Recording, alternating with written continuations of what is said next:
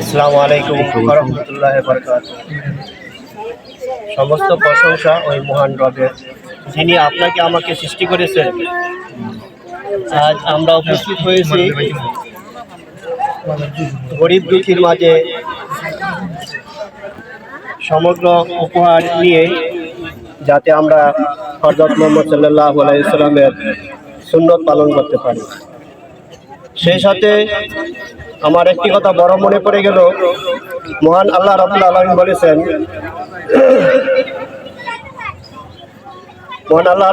বলেছেন, মুসলিম সম্প্রদায়ের জন্য আল্লাহর আইন হতে কে বেশি শ্রেষ্ঠ।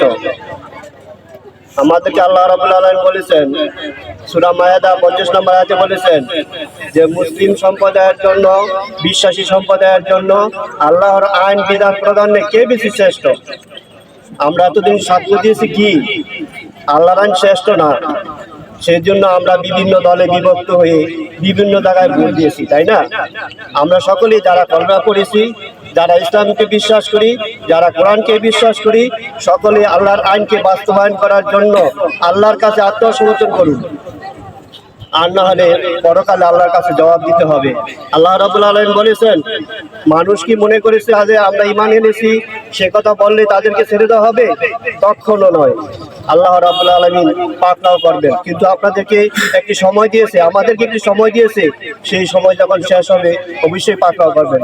তাই আমরা সকলেই একতাবদ্ধ হয়ে আল্লাহর কাজ করি, দ্বীনের কাজ করি, যাতে আল্লাহকে রাজি খুশি করতে পারি। আর এখানে উপস্থিত আছেন আমাদের, যাকে আমরা আল্লাহর জন্য ভালোবাসি, ডক্টর ইকবাল হোসেন ভূঁইয়া, এবং আরো অনেকেই আছেন।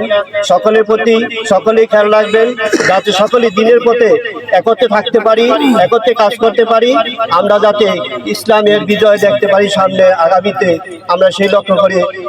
আমি আর বিশেষ কিছু বলবো না, আরো অনেকে আছে বলবে, তারা অনেক মূল্যবান কথা বলবে, আমি আর বিশেষ কিছু বলবো না। এ বলে আমার বক্তব্য শেষ করছি।